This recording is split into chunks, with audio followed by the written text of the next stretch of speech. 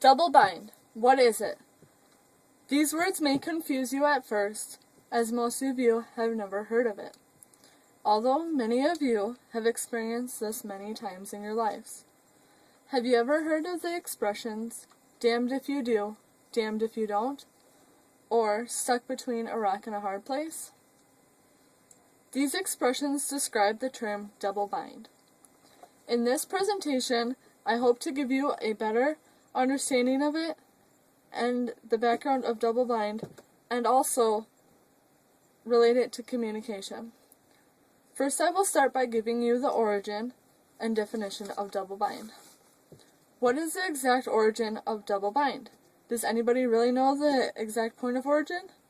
It is said that Gregory Bateson and his colleagues found the concept of double bind in the 1950s while doing a study on schizophrenia, the state of not being able to recognize reality.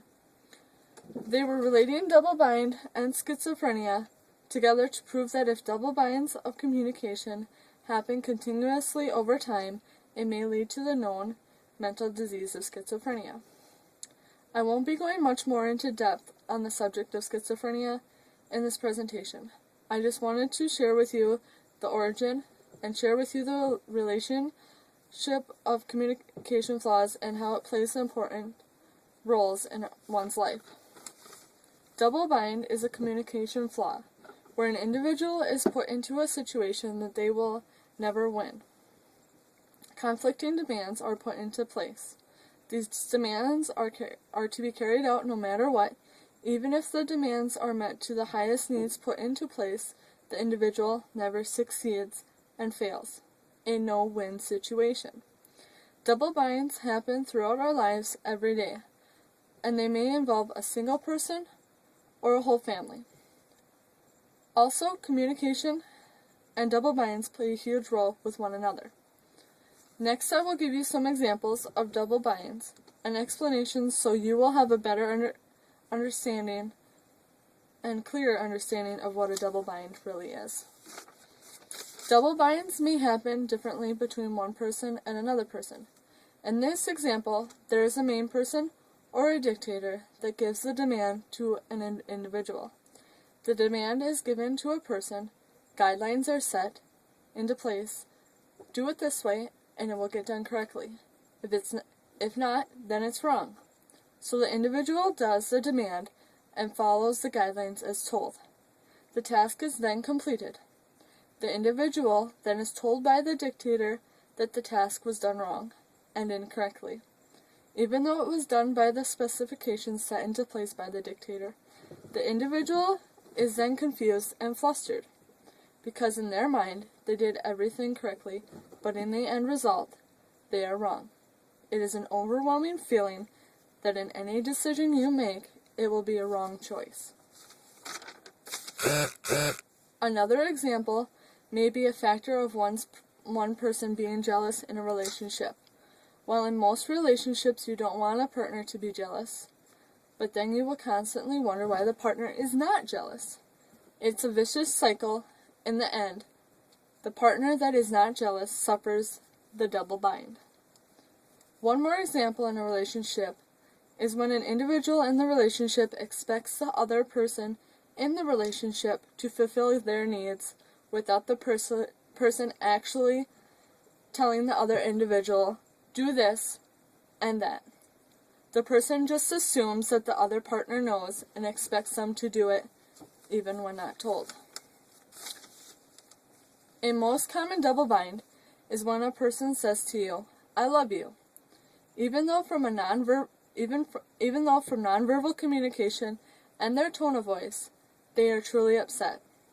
And they say, I love you, and even though they mean it, you are confused.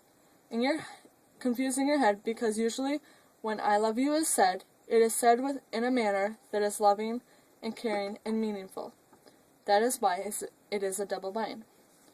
Now I will show you how double binds are intensely related to communication and show you the connection. All of these examples play a role in communication. A double bind is 100% about communication.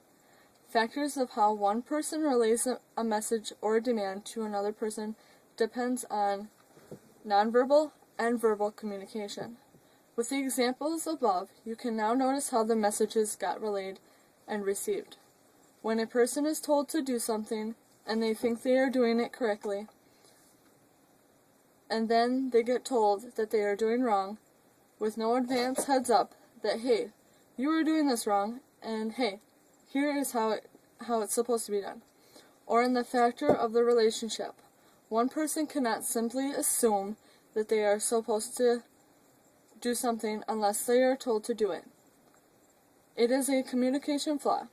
We cannot assume, we cannot tell someone, if you don't do this, you are wrong, and if you do this, you are wrong. It is a double bind. A person is caught in a bind of communication that contradicts itself constantly. Over time, the communication flaw, or double bind, can have lasting effects on an individual. If they are constantly put into no-win situations, the individual will develop low self-esteem, anxiety, and the feeling that they will never make the right decision. In the end, the individual may just give up because there really isn't any correct answer. Lastly, we can conclude our presentation with a wrap-up of the presentation. Now, I hope everyone listening has a better understanding of what a double bind is. You know how and where the theory came from, and some examples of double bind. So now, when going through your daily lives, you will now be able to recognize double binds and see how much they are used and how it affects everyone around you. Communication is the key to the world. Don't put you or another person into double bind if you don't have to.